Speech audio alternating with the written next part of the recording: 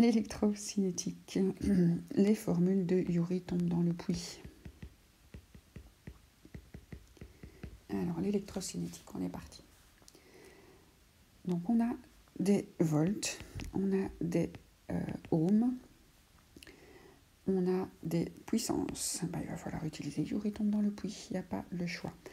Alors, comme les résistances sont en parallèle, on peut utiliser la formule d'addition.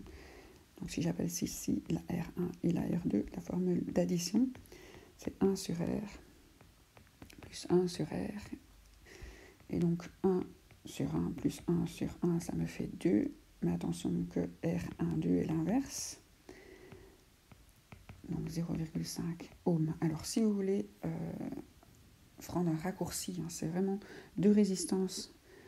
Si vous avez deux résistances parallèles identiques, la résultante, donc la résistance totale, est égale à la résistance divisée par 2.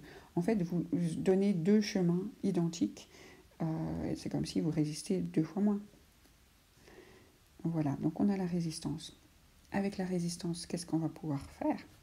On va utiliser le fameux Youri et donc trouver ce qui nous manque. On a la tension, on n'a pas l'intensité. Donc I, c'est U sur R. U, c'est 2 volts. La résistance, c'est 0,5. Donc, toujours bien travailler avec des choses totales. Donc, si vous avez...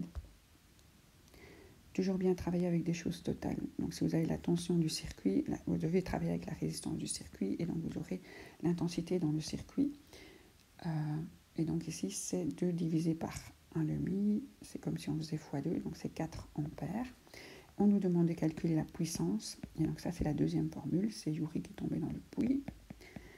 Et donc, et c'est toujours la puissance totale, donc ça va être facile. C'est ce qu'on a calculé. Donc, la tension, c'est 2 volts. L'intensité, c'est 4 ampères. Et donc, j'ai un 8 watts. Voilà. Alors, celui-ci, on a à la fois une partie en série et une partie en parallèle. Alors, on nous dit que R1 vaut 6 ohms, que R2 vaut 6 ohms et R3 vaut 1 ohm.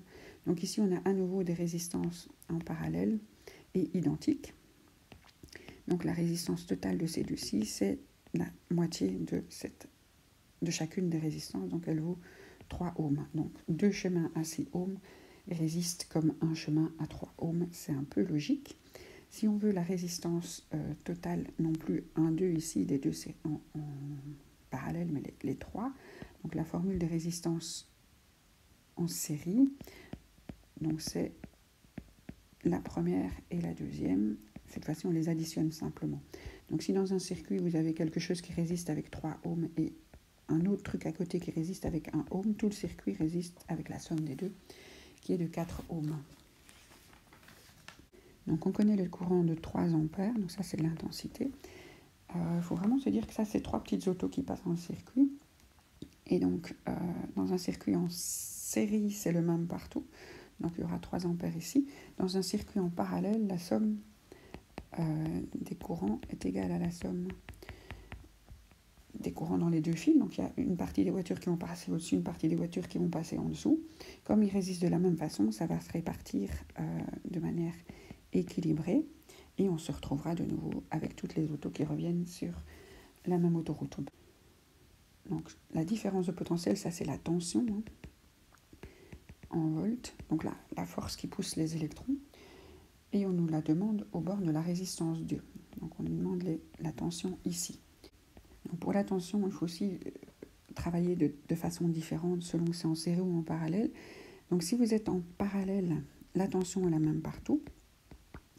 Si vous êtes en série, c'est la somme des tensions qui va intervenir, puisque quand vous poussez sur des électrons, la force que vous exercez au travers de toutes les résistances, elle se répartit dans les différentes résistances. Vous ne savez pas, si vous utilisez un peu de votre force d'un côté, vous n'en avez plus assez de l'autre. Ok, donc comment on va s'en sortir ici? En fait, quand on a un peu tout, quand on a la résistance et le courant, on peut calculer la tension. Donc ici, on a la résistance et le courant, on peut calculer la tension. Donc si on nous demande ça au bord de la résistance R2, on va utiliser les formules de Youri tombe dans le puits. Et donc, comme on connaît la résistance et l'intensité, on peut calculer la tension assez facilement. Donc, pour la résistance 2, on va prendre les 6 ohms fois les 1,5 ampères et on se retrouve avec fois 1 fois 1,5, ça fait 9 volts. Alors, les ondes. Une question plus qualitative, il n'y a pas de calcul ici, parfois il y a des calculs, donc il y a aussi des formules à connaître. Donc il faut vraiment comprendre ce qu'est une onde, ce qu'est une perturbation locale de position en fait. Et donc quand on a une corde qui est parcourue par une onde, en fait la corde va se soulever et puis va redescendre et le point ici il va monter et puis il va redescendre. Et le point d'à côté il va faire pareil après et ainsi de suite. Donc le point ici, il va subir, et là, avec l'onde qui avance, ça veut dire qu'il doit encore monter. Donc c'est comme si, comme si on voyait qu'il montait là. Donc il est en train de faire un mouvement A. Donc dans une onde, les objets ne bougent pas, les objets subissent un déplacement local, mais restent au même endroit. C'est un peu difficile, je ne suis pas physicienne, donc j'ai du mal à expliquer ça. Mais voilà. Et donc si on avait un point ici, lui, l'onde est déjà passée, donc il est en train de revenir à la normale. Donc on aurait la réponse B. Mais on n'a jamais de déplacement des points dans une corde. La corde, vous la gardez en main, vous la secouez de haut en bas, et la corde n'avance pas. Encore moins ce genre de choses. Et donc la B est lacée selon l'endroit où on se retrouve. Donc si la corde a déjà monté, elle va finir par redescendre, mais à l'endroit P, comme l'onde avance vers la droite, elle doit encore monter pour atteindre le sommet. Alors l'histoire des ondes sonores dans le son, je trouve ça, soit vous le savez et on vous l'a raconté et ça vous a marqué, soit vous ne le savez pas et comment le retrouver. Donc la vitesse du son, c'est comme le son est une compressibilité, ça va dépendre de la compressibilité du matériau, de sa masse volumique en fait. Donc la vitesse du son, si jamais après il demande d'autres matériaux, ça dépend de la compressibilité. Et donc l'air est fort compressible, compressibilité, et de la masse volumique, l'air a une petite masse volumique. Et donc l'eau est moins compressible et a une plus grande masse volumique. Et en fait, ce qui se passe, c'est que votre son ne sait pas trop bouger. Et le fait d'avoir un mouvement plus petit, ça permet d'aller plus vite. Donc ça va plus vite dans l'eau.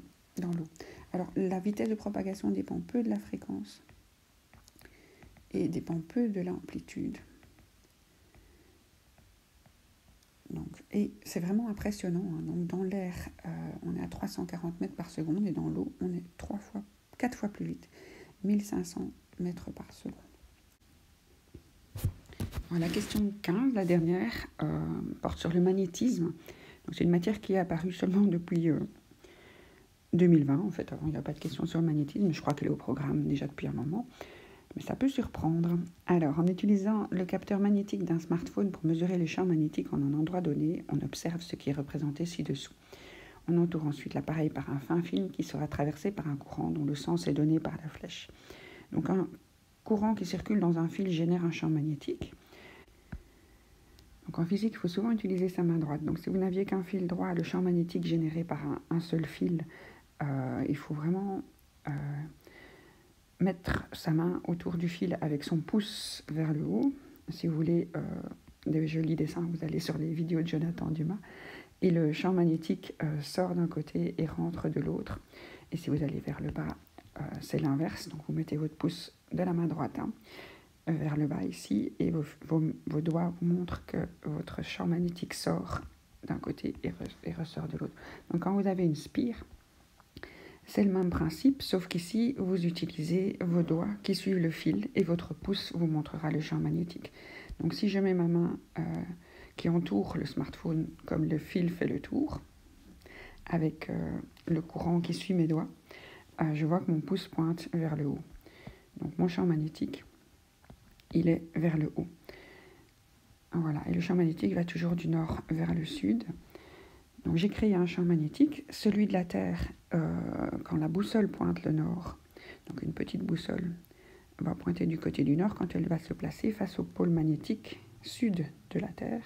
Et donc en fait ici on a créé un champ magnétique supplémentaire qui remet un petit peu la boussole, s'additionne un peu à celui de la Terre, mais en le remettant un peu mieux droit, puisque le champ magnétique est parfaitement perpendiculaire. Ici, il va faire dévier l'aiguille un peu vers la droite. Voilà, la question a été neutralisée, tout le monde a eu le point, je ne sais pas trop pourquoi, mais voilà. Donc la correction de physique de septembre 2020 est terminée ici. Merci de soutenir la chaîne, abonnez-vous, likez, partagez, parlez-en autour de vous.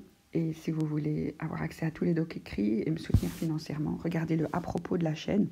J'accepte des verres de bière, des restos, des choses comme ça. Et après, vous devenez VIP.